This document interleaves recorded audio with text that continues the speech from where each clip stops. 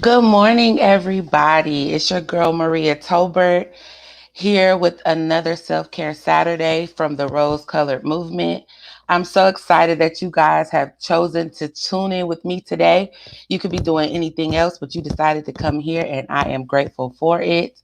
I hope that you guys have been enjoying your new year. Can you believe that the new year is almost over?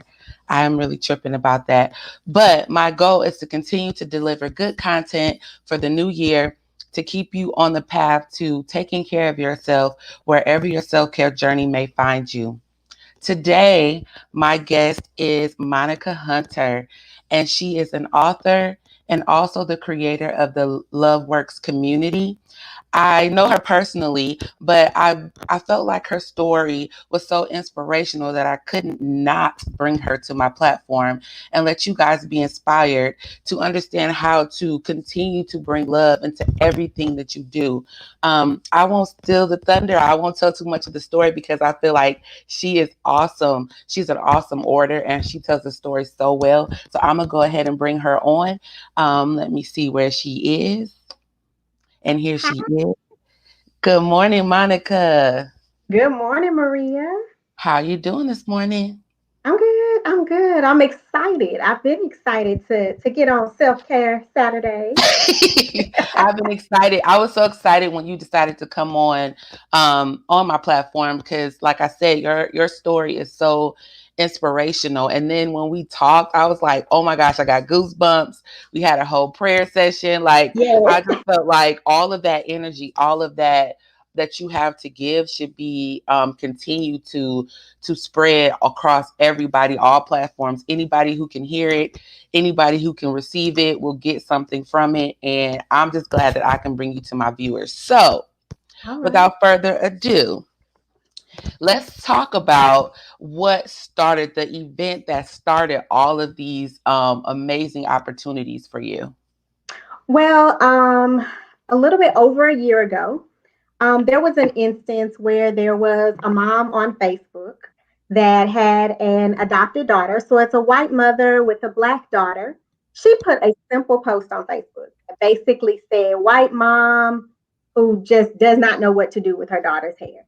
And someone tagged me on Facebook. I am an avid Facebooker. I love Facebook. So I am always on Facebook. And so someone tagged me because I have three daughters. And they tagged me simply to help her with her daughter's hair or maybe just give her some tips. You know, we're always trying to help each other. I responded to the message. I actually messaged the mom. And when she told me that her daughter was actually like 2 years old at the time, and as a Black woman and with natural hair, because all three of my daughters have natural hair and they all three have different hair. Mhm. At 2 years old, I was like, hold on, I can't just tell you what to do with her hair. You Right. gotta feel that hair, you gotta touch it because pictures can be deceiving. And so I volunteered to just go to her house. And we set it up. You know, I think at first she was like, "Oh, okay, I'll call you back." And I was like, "So what day am I coming? I need to know. I need to get things in order, Maria, right?" Right. And I went to her home and I helped her with her daughter's hair. Honestly, we did some little puff ponytails. She was at that new stage where her hair was just starting to grow, so she didn't even have her final texture of hair. So we talked about products. We talked about the type of combs to use. We talked about protective hairstyles and all of that. And she posted a simple picture and it went viral. And Mm. it was nothing that either of us expected, but it has been a beautiful journey and one that I am very grateful to be a part of because it's so much more than me. It's actually a journey that we've been Yeah. So you think about just the fact that let's just talk about how that speaks to your character in general that you decided to step out and do that because if you think about it, you don't know them people, and sometimes people be like, I don't know her, like, on. but you Yeah. saw past that, and then because of the differences, that's the whole thing. Is that the reason why it touched me so is because of one, just the fact that you sacrificed, like you said, you have three daughters of your own, you have a husband, a family, you're working, and you decided to sacrifice time just because she needed some help. But past that, looking also past color and Mm, understanding how that could be difficult difficult for someone who shoot you struggle with your own kids. So I think first let's identify that. Let's put that out there that was very amazing for you to do. But tell us what was the response? Like why did it go viral? What were you getting from the world that was so great that they wanted to make this story viral? It surprised us, to be honest. And to your earlier point, it was a big surprise because one, that's I believe it's our reasonable service to love one another. To if you can help somebody, I think it's your reasonable service that you help someone. So it really came not even second nature, it was first nature to me. Like this baby hair needs to be cute. I love for little girls to look cute. I am a girl mom to the T. And so I'm like, I saw a picture of her hair and it was in like this little afro, and her daughter is gorgeous. So my instinct was, I need to get this baby's hair right because she needs to be looking cute because she's gorgeous. But then the other thing is, as a mother, I could just in her post see the despair that came from the mother. And it wasn't about the fact that she was a white mother with a black daughter. It was simply she was a mom. Mm-hmm. And as a mom, we know that it's hard. We do not have all the answers. So maybe as a black mom, I know how to do my daughter's hair, but there are certain things, my daughters are going into preteen stages. There are certain things I don't know. And Mm-hmm. so I have to lean on other mothers to help me. And I think that's what helped propel this story, is that people could relate to it. They could relate to not having all the answers. And so it crossed cultural lines, where blacks and whites saw like, wait a minute, when we can help each other, it's our reasonable service to step up and help each other. And it doesn't matter what our skin color is, what geographic background we have, what demographic backgrounds, what political lines, all that stuff kind of goes out the window when you see somebody in need. And I think at the time, we were going through a lot of unrest. Mm-hmm. And even though it was a year and a half ago, we were still in a time of unrest. You were. And people gravitated to it because it was us coming together. And I just truly believe, like, the media wants to make us think that we're all attacking each other, black and Right. white and all these different cultures.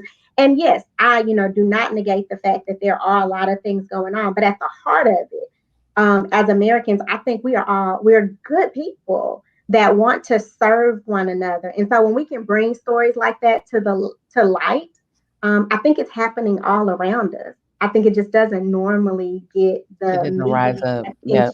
and get to rise up. And so I just think people gravitated to us helping one another. And actually, I made a really good friend in the process. So it turned into, we gelled really well. I love her daughter.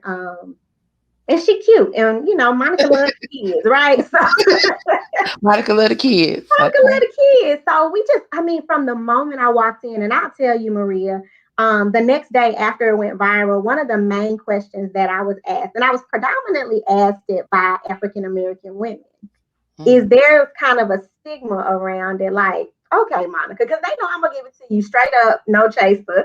And they were like, so for real, why do you think they adopting these black babies? And because I had an experience with this family, I was like, okay, Monica, you can't make a joke out of this. Right. You've experienced something, and so you have to address it with truth and honesty.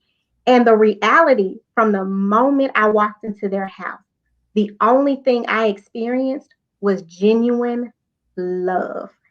I see a beautiful brown girl with beautiful hair that was comfortable in her skin. She wasn't taken aback that another black woman was coming into her home. We had fun, we talked, we engaged. I talked with her husband. He was trying to he's doing better hairstyles than mom said sometimes. Um, and I just felt love. And so I think we can't always take our preconceived notions into play and Mm. think that there's always something to it.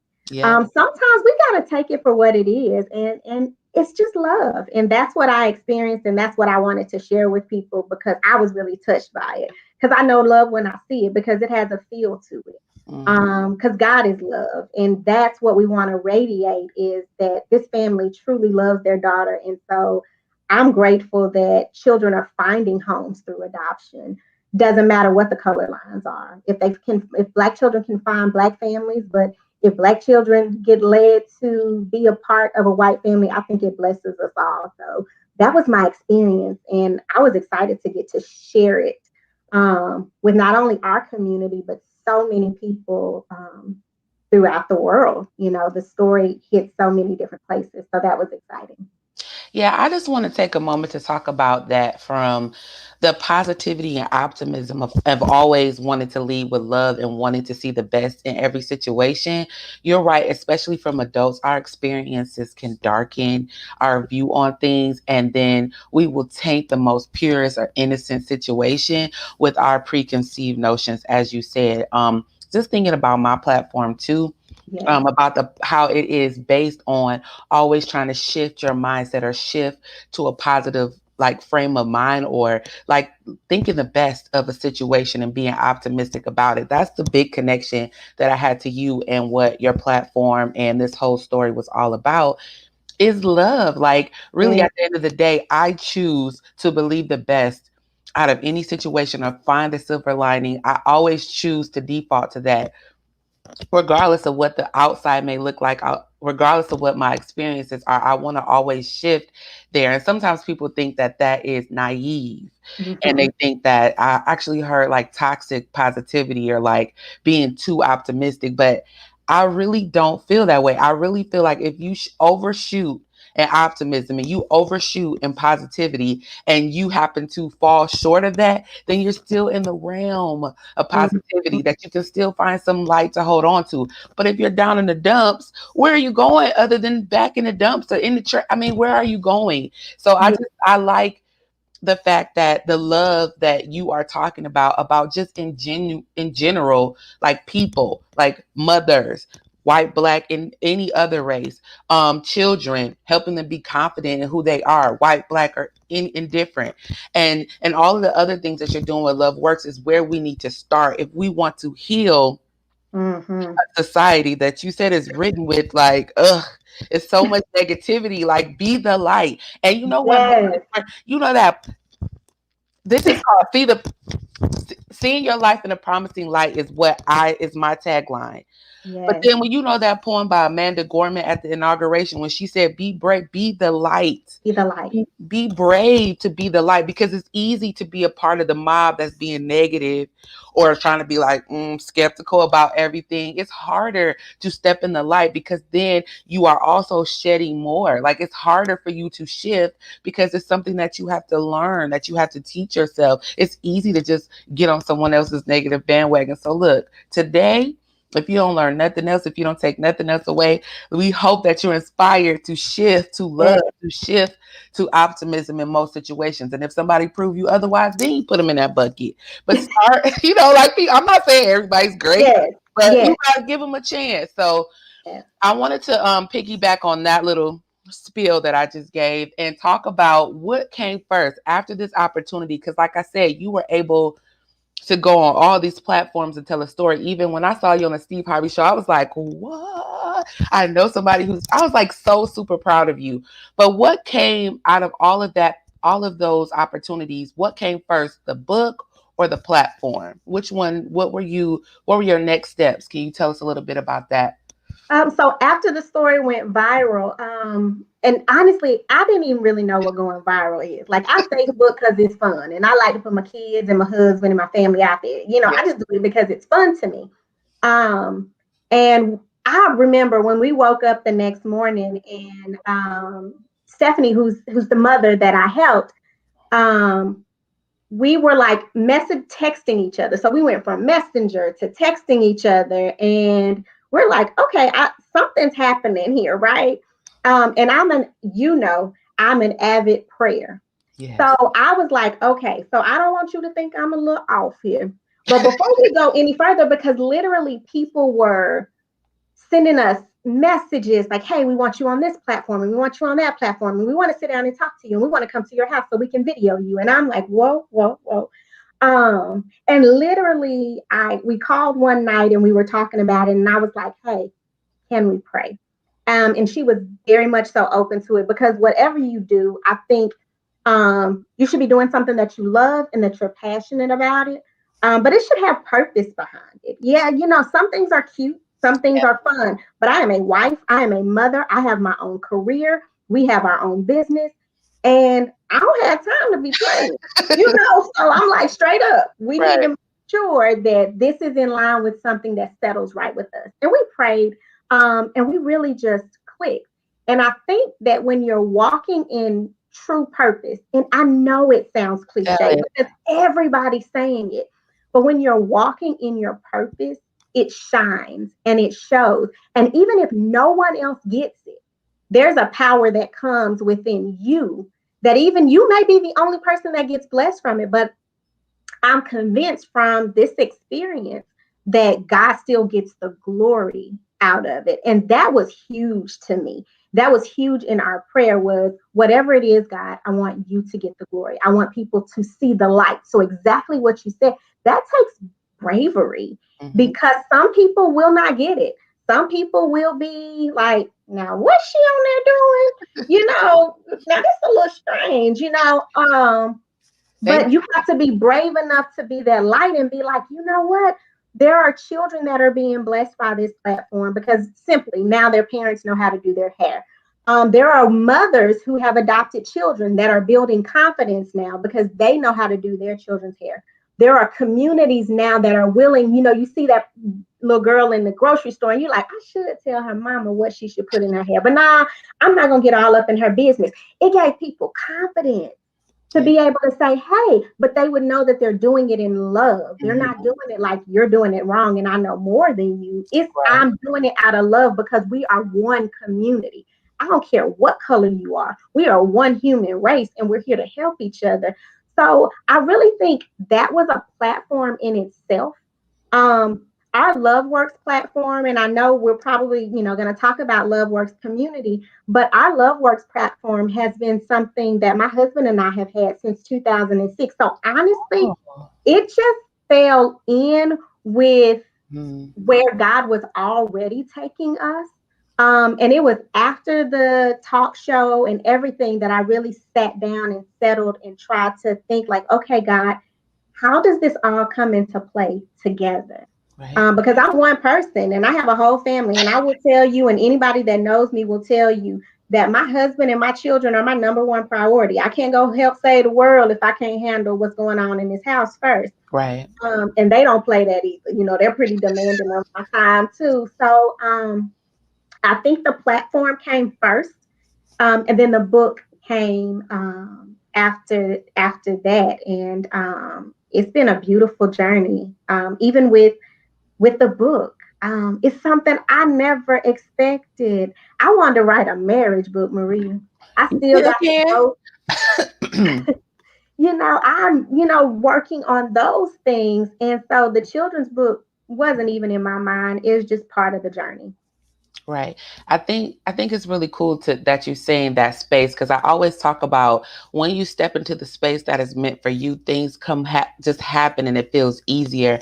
I Yeah, see someone Tiffany wrote purpose is essential in knowing your why. And when you know that and you move in that direction, it's like you can feel that push or that little wind like helping to guide you when you step into that space, but it takes bravery because people will criticize it. And when hmm it's your purpose and you feel like this is what I'm meant to be and this is what I'm meant to do and people are like, why are you doing that or you ain't doing it right, it can make your confidence falter.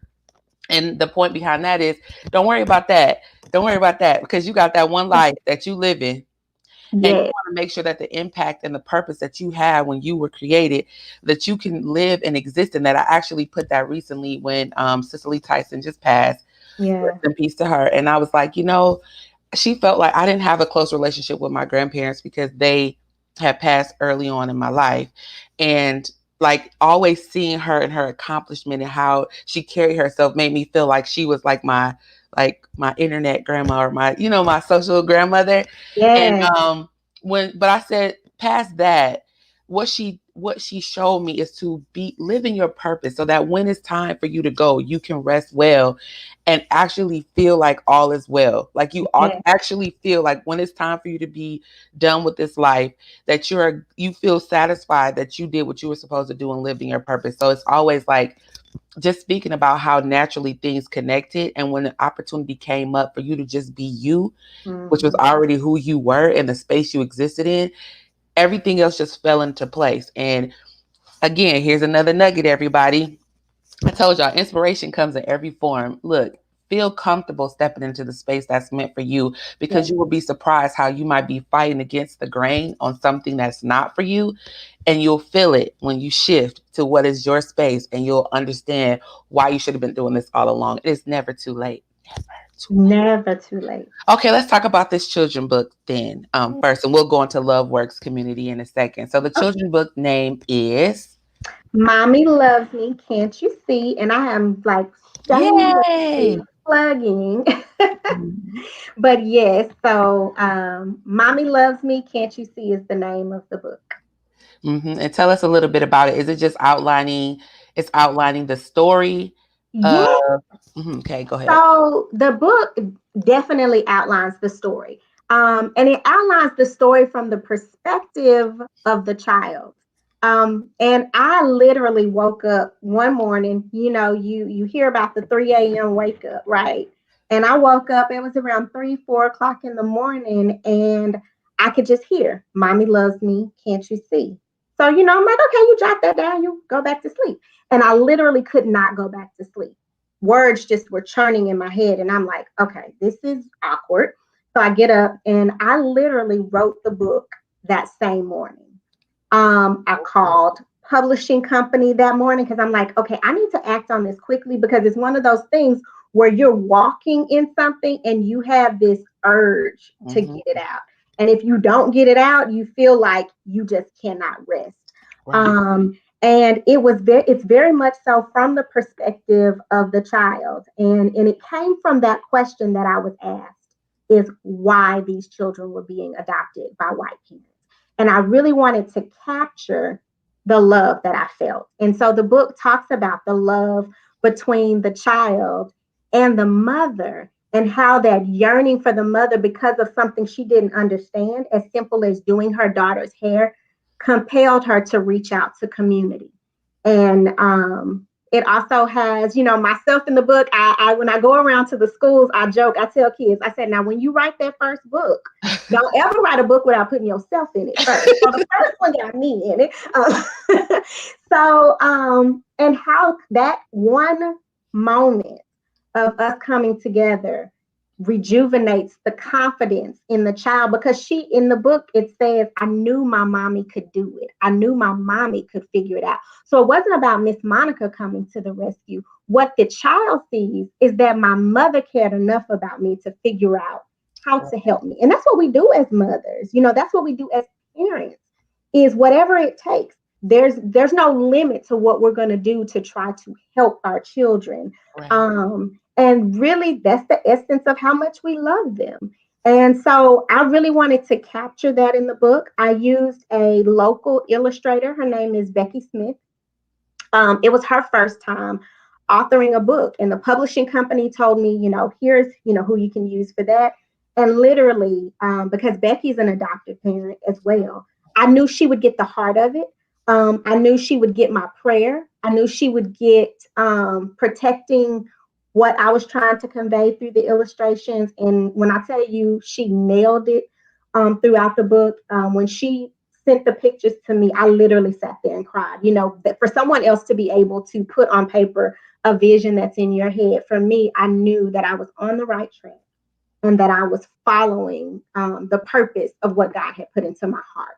And so, I've been able to, share it. The book came out during the pandemic, Maria. Yeah. So I had all these things planned in my head of what I was going to do with the book.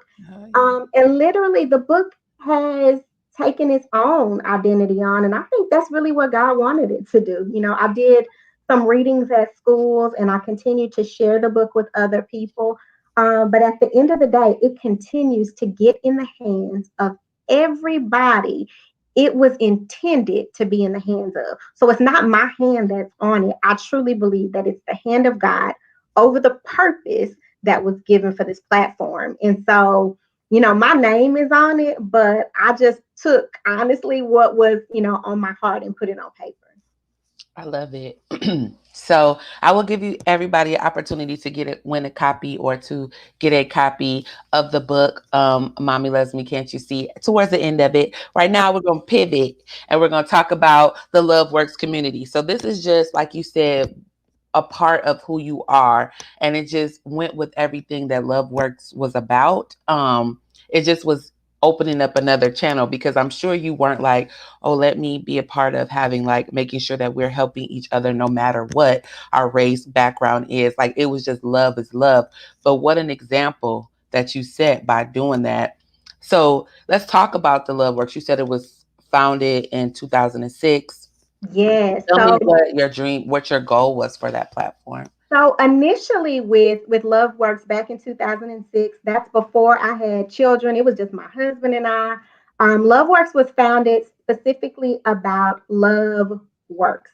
In that, one, it works from the standpoint that it's effective and it works, but it works also from the action standpoint that it's required to put in action in order for that love to work. And it was a marriage platform. And it was a platform. I remember we were in New York, and I have my own personal, what I call her, my dream ambassador. Her name is Tanisha Jackson Warner. And she's what I call my dream ambassador. And we were sitting in her living room, my husband and I. She lives in New York.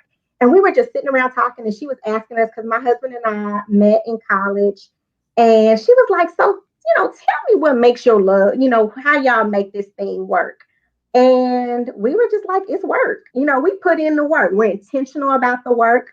We talked about our counseling experience. We talked about everything that we've gone through in our marriage from a very transparent place. And she was just like, y'all better write this down because I think you have a platform. And in 2006, people were not talking about platforms. You're just trying to get out of college and do what you Yeah. do and make some money and, have your family and all that kind of stuff. And I remember writing it down. And I remember, and she was like, we were like, love works. And we wrote it down. We started, working on just having the business. And it turned into us working in marriage ministries at churches. It turned into us working with every church we would go to because we moved to different cities. And we would always be like over a marriage ministry or over a Bible study and all these things, or having Bible studies in our home. And we were always mentoring other couples. So it really came from a place of marriage. After we had our children, it expanded because then, you're working with families and you're talking about that family dynamic. And that's where family came in. And then, of course, just recently with the book and everything, and my husband and I being involved with other different platforms in our local community is bringing in the community component. Because at the heart of it, that's really what love is. It's all encompassing. You Right. can't have love in your marriage if you don't have love with your family and with your children and with your friends and with your, now we got social media networks. So if I'm loved, I gotta also share that with my social media family, because if that's who I am, that should exude no matter what room I'm in. It shouldn't change. That's who I Right. am. Mm-hmm. And it's also loving our community. So when things are happening with platforms like Black Lives Matter, when there are platforms that are going on that we hold true to our heart, we want to be involved. We want to be at the forefront. So, being involved with adoption agencies, because now that has become something that has become near and dear to my heart. I think it's our reasonable service to do those things. So Love Works is essentially, bringing together our belief that love works in everything that you do, through our marriage, through our family, and through our community. And right now, we do these types of platforms. We work with couples, we work with churches. Wherever God leads us, we're open at this point to just continue to follow this journey. So it's what I call my fourth child. So Love Works is my other baby. Yeah, I can imagine because trying to have a platform come together, and I'm just starting out compared to where you guys are. I can understand that there's a lot of work and passion that has to go behind getting it to where you are now. But like you said, if this is the space you exist in, everywhere you're going, you're making sure that you're finding that space and stepping into it so that you can continue to grow. So let's break down the Love Works community. I know there's three parts to it. You've Mhm. already mentioned marriage, family, community. Let's talk about each of them individually and some of the things you do, or if you have something coming up, like some of the things you've done or something that's coming up in regards to those separate parts of it. So, okay, from a marriage component, like I said, we've done, the different marriage events at churches and working with churches. That's something we're very open to. Right now with things being so virtual, we have been asked and we'll be doing, they have like couples groups where you come and you speak. And at the end of the day, people want, I won't even call it advice. They're looking for nuggets and Yes. tools. Don't just talk about it. Give me some tools I can put in my toolbox. And so my husband's name is Vincent Hunter. Vincent and I are just it sounds funny for me to call him Vincent, so it's Vince. I was like, that didn't come out right. So Vince and I are very transparent. And so we like to have just open conversation where we sit down and we share with marriage communities. And we're open to churches or online communities to provide information. But like I said before, we have gone to counseling. I'm not saying we gone to counseling one time, two time, three time. We got married when we were in our early Oh, 20s. I know the story. I know how the Yeah. story And began. so we were straight cuckoo for Cocoa Puffs, right? And we were kids trying to figure out how to love each other and how to do it God's way when we were still living our own lives and doing our own foolishness. And so we had to continue, but we were true to the fact that we knew we loved each other. And at the heart of it, we were friends. And so we fought for that thing. We fought and we put in the work to make that happen. And so a lot of the tools that we use, honestly, we're passing those things on from other people that provided the tools to us. So Mhm. we're like, I'm not telling you what I think, I'm telling you what I know. And so we just share that and we share what we believe is an open and fun platform for doing that. I would like for you guys to actually come back here and talk to people because that would be one thing that I haven't had an opportunity to have a lot of men on my platform. I had one on before and he had so much warm response talking about that. Even if it's my market is mostly women, just Mhm. how to interact and some of the things that we're not aware of if we don't have someone straight no chaser telling us like these are some of the things that y'all are doing that y'all need to take responsibility for because we can see Yeah, everything he doing, but sometimes it's yeah, hard for us to get the story from the male perspective. So a couple perspective, that's awesome. And another part of it when you talk about marriage, your transparency about your story is what makes it so real and so easy to accept because a lot of times when you have people talking about marriage, they're already talking about the final part of it and where they are now and forget to tell hmm, you all the pieces of the hard. journey and that hard, you said it's work, you have to Yeah, be intentional, but that's everything in life. Nothing that you're going to accomplish, relationships, career, health, and none of that, all of those require intentionality. And yeah, I just love you for being transparent in that and giving something to us struggling others that are trying to figure out like we need the tools, we're trying to figure it out, and making counseling normal, making it something normal as a resource yeah, that we sometimes in our community don't want to take a part of until we bow out the door. Like it should be a regular checkup. Like one of my other guests used to say, you should have a mental health checkup or seeing your therapist should be a checkup for your emotional and mental health, just like you do for physical health. So why can't you check in on your marriage? Because what was working post pre pandemic because things have changed and now y'all got to spend all this time together. Y'all might need to regroup and figure out another plan because you're like, I loved you when I only saw you in the evenings from 6 to 10, but now that I got to see you all day, it's like, what? I got to yeah, learn some more stuff. So, like, I just like the transparency. Like, so yeah, so think about that because I'm going to be pinging you about y'all coming yes. back. I'm gonna tell you, we normalize imperfection. People will put on our posts like marriage goals and all of that, and we're like, oh, wait a minute, it's cute now, but when I feel like I'm about to go upside his head some days, but we normalize our imperfections, Yes. because we're in this world of social media. And I remind people is, yes, I'm always gonna put on when my kids are cute and everybody looking cute, and but we also have to normalize that imperfection. So I also put when they smart mouth and about to get a backhand, and I'm telling the social media aunties like, pray for me because I got 2 daughters. Somebody about to get hit. You definitely do. You need all of that to normalize it, because yes, I'm looking through a rose-colored lens, and I think that is great. But I also think that you can find beauty in the pain points. You can find beauty through the hard things that you've had to go through. And that's really what Vince and I stress.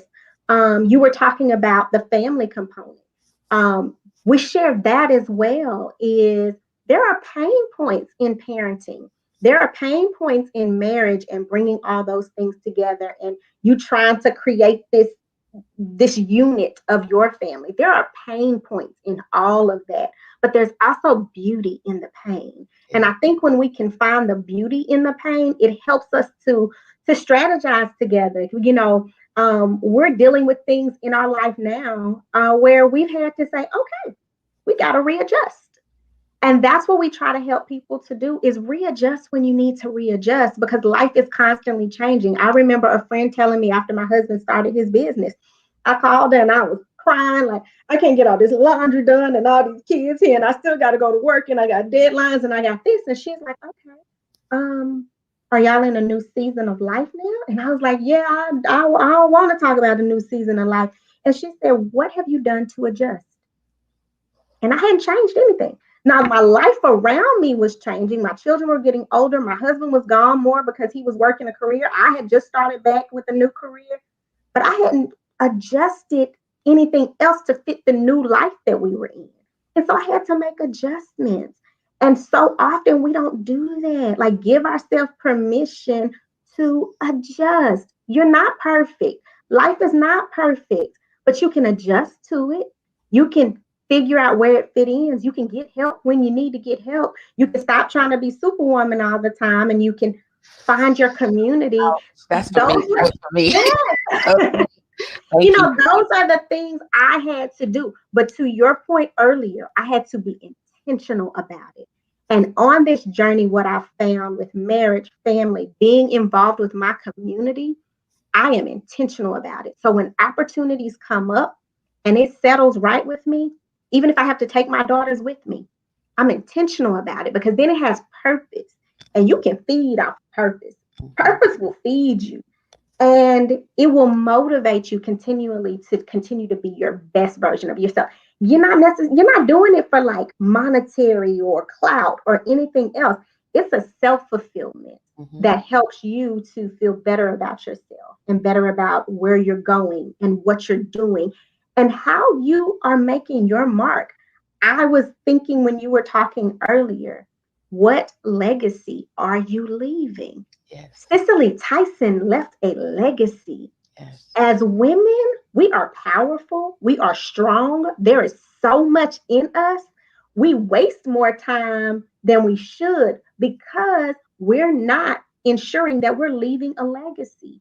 And that's really what drives me now, is that once that light went off, is that leave your legacy. Every day is a new opportunity to touch somebody's life, whether it's doing a little girl hair or helping somebody at the supermarket or spending more time with your children in the pandemic, loving your husband the way he needs to be loved, loving yourself through self-care the way you need to love yourself.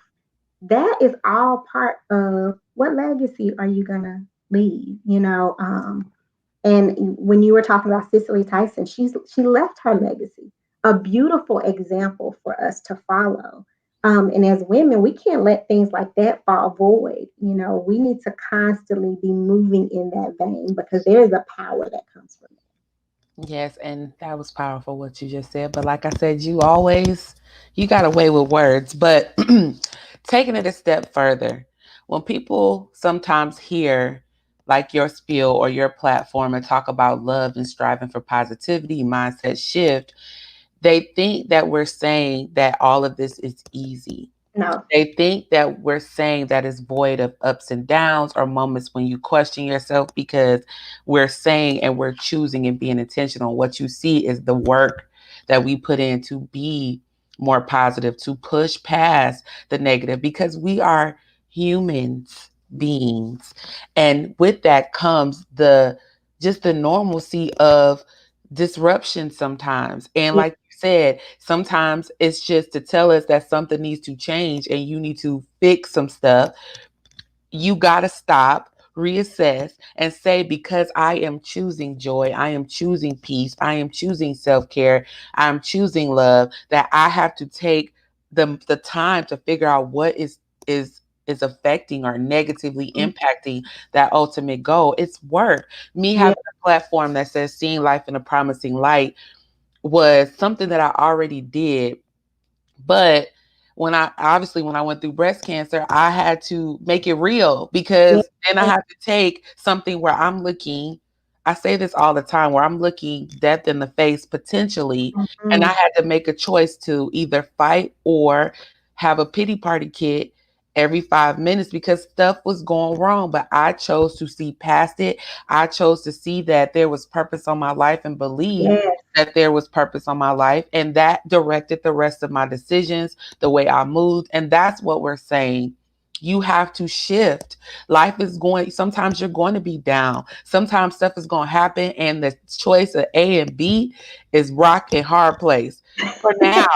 Like, you Yes. gotta make a decision and keep moving, because that light that we're talking about could be small.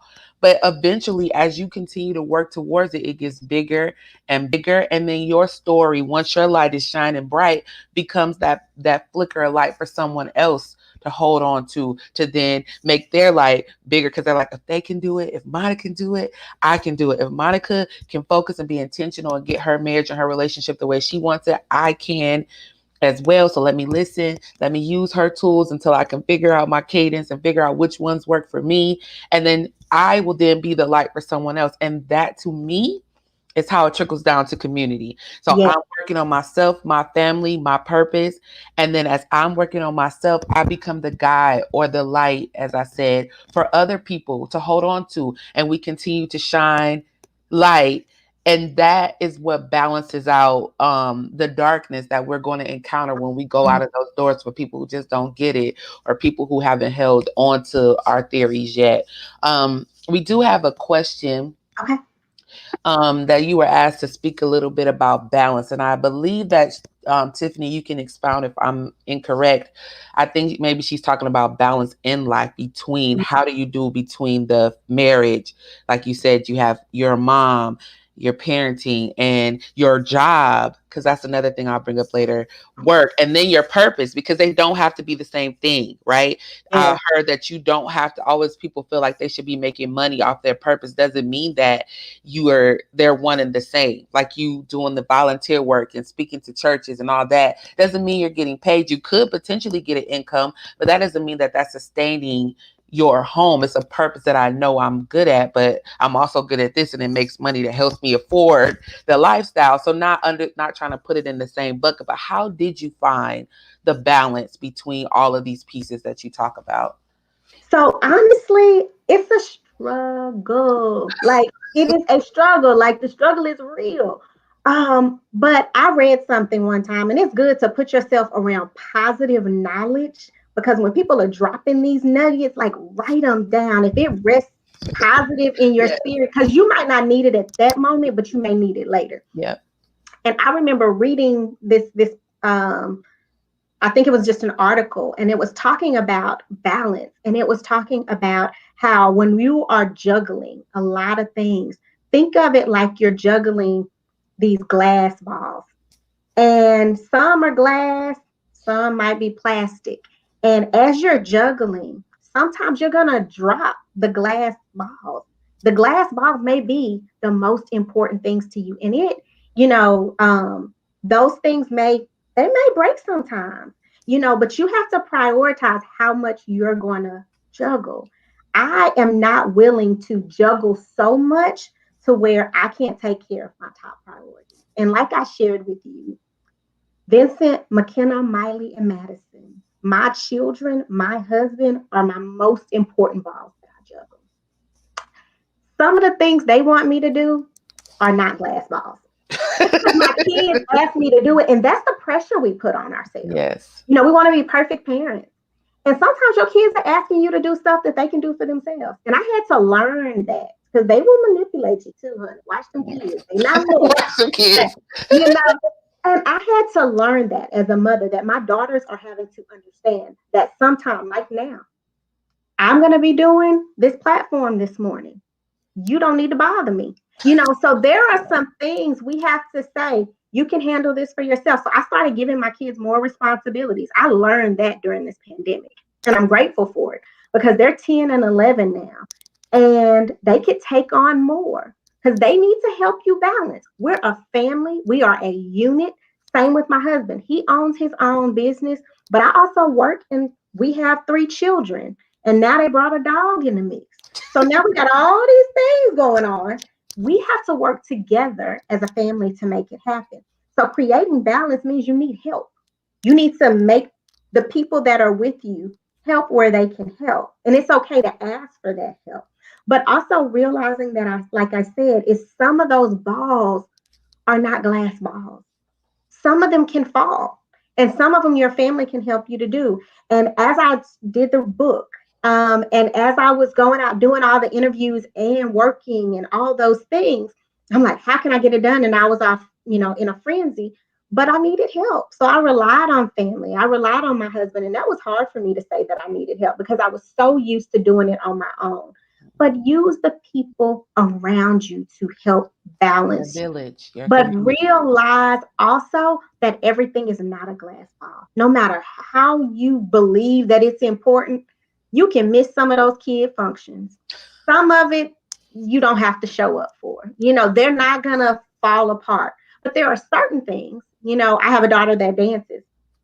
There are certain things that are so near and dear to you, you would never miss. That's a glass ball. You don't want to drop that one. So just be conscious of what's really important and what things can you put aside. Even in this season with the book, we're in a pandemic. My children are in virtual school.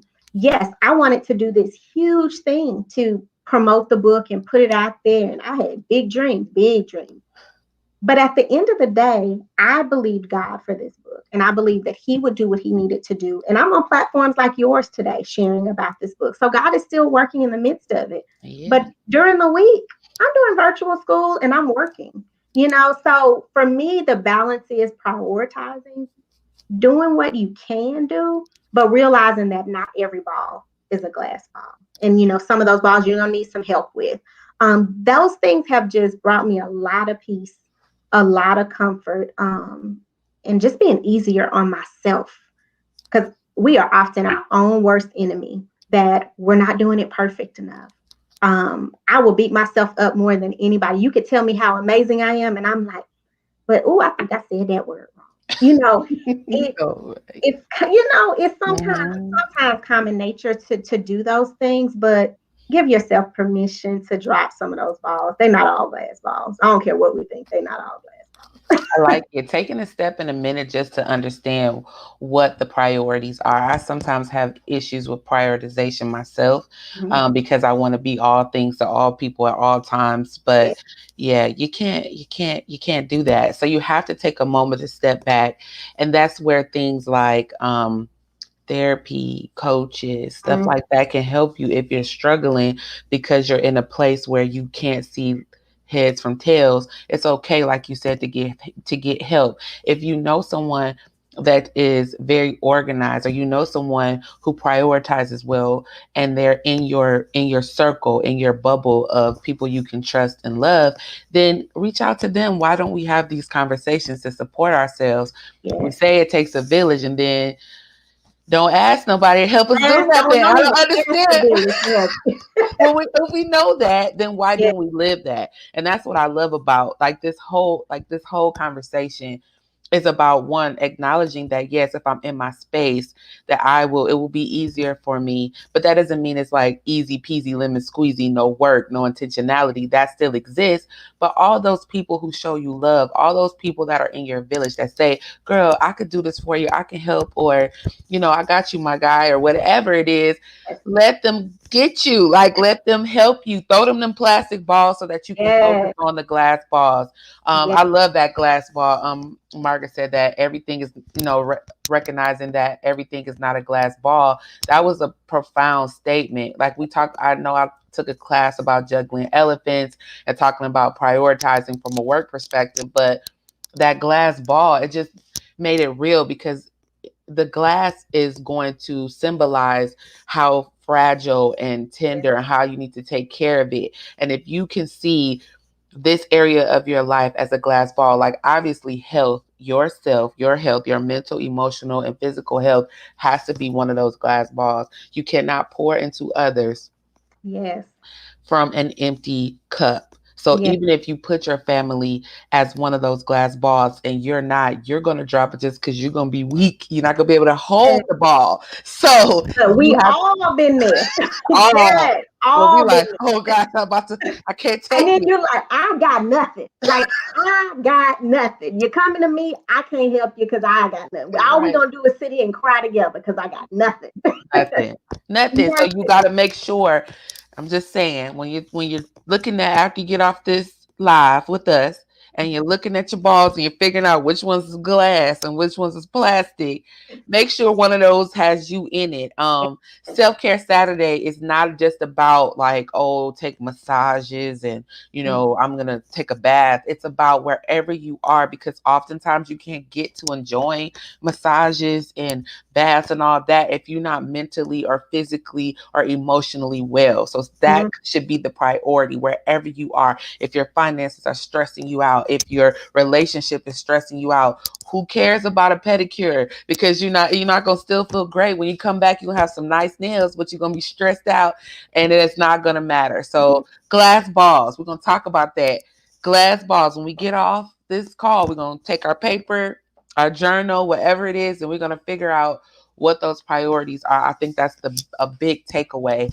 Yes, In addition to that, make sure as we're winding down this hour, it seemed like it went so fast. it did. As we're winding down this hour, if you see in the banner below us, there is a link to the Love Works community.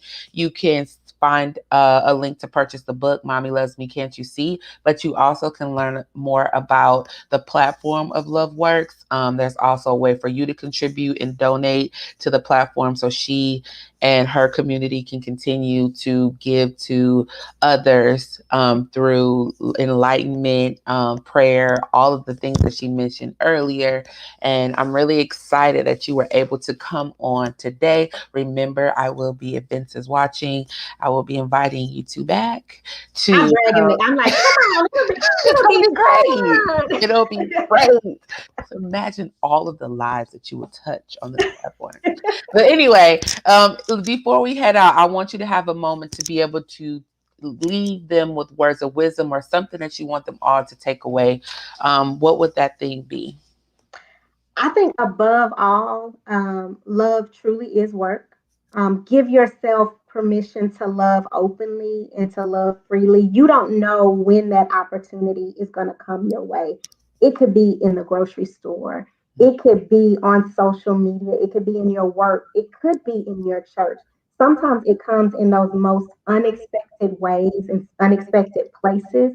But I really encourage people to love freely, love openly in a way that we're unapologetic about.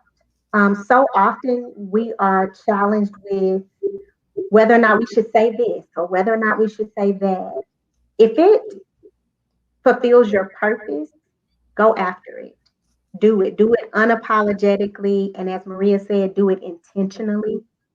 Intentionality has been my word from year to year to year. And there's power in everything that you do to be intentional about it. Because when it's intentional, it is genuine. Other people feel you, they love you, and they feel that light that illuminates through you. That's the essence of who you are. There's only one you. Nobody can do you like you do. Nope. And remember that every day, because there's a power that comes from that. And that power is not only for somebody else, but it's also for you. So, Maria, I thank you for the platform that you have. I know that it is touching other women from the very first time that I talked to you about it. It touched me because that's what this world needs right now.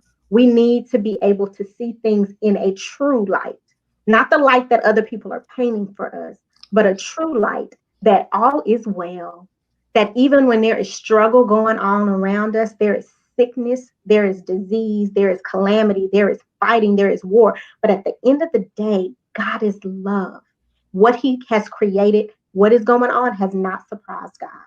And we can be the light in the midst of everything that is going on. And we can continue to inspire others to be the best versions of themselves. And I think that when we're the best versions of ourselves, that illuminates to everything around us. So you can be that very change that you're looking for. So all this calamity could be different when you walk in the room. So I'm always open, especially to women as yourself, my soror, my friend, to share this message of love and just embrace it with other women. And so I hope you were inspired. If not, we had a lot of fun.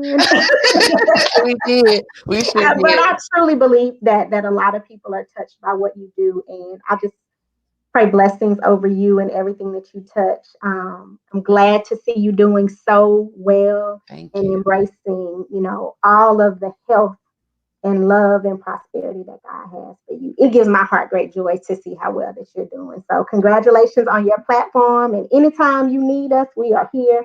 And Vince will be back. All right, I love it. I told you guys that you did not want to miss this. But before we head out, I want to make sure that you know that I will be giving away a copy of the book, Mommy Loves Me, Can't You See? You leave a comment below, and I will randomly select one of the persons that said that they want the book. You can get a copy, and if you don't win, don't give up. Go to that website down there and go ahead and purchase a copy of yourself because you don't want to miss it. We want to continue to share this love. If we didn't need it now any other time, we need it more now than ever. So let's all do our part to be more of the light and the love in this dark time that we have right now as we're rebounding. We're gonna make this world a better place with all of our collective lights and love. You got it? All right. And if this is your first time being on my platform, you can catch us every Saturday for Self Care Saturday. Just follow either my Facebook page, which is the Rose Color Movement. You can go to YouTube, the Rose Color Movement. I go live on both of those for Self Care Saturday now. And if you want to see any of my other lives from last year, you can go to my Instagram page, the Rose Color Movement, and you can find all the replays. I have so much great content, and I will continue bringing you more. And one of those will be Vince and Monica. I'll just keep speaking it so that I can claim it. Yeah. That's what they say. I'm claiming it. I'm putting it out there. I hope everybody enjoys your Saturday, and I'll see you guys again next week. Again, thank you, Monica. Love you so much. I Thank appreciate all the inspiration. And to all you viewers, remember, until next time, be kind to yourself and definitely be kind to others. Bye, everybody. Bye, Monica. you. Bye.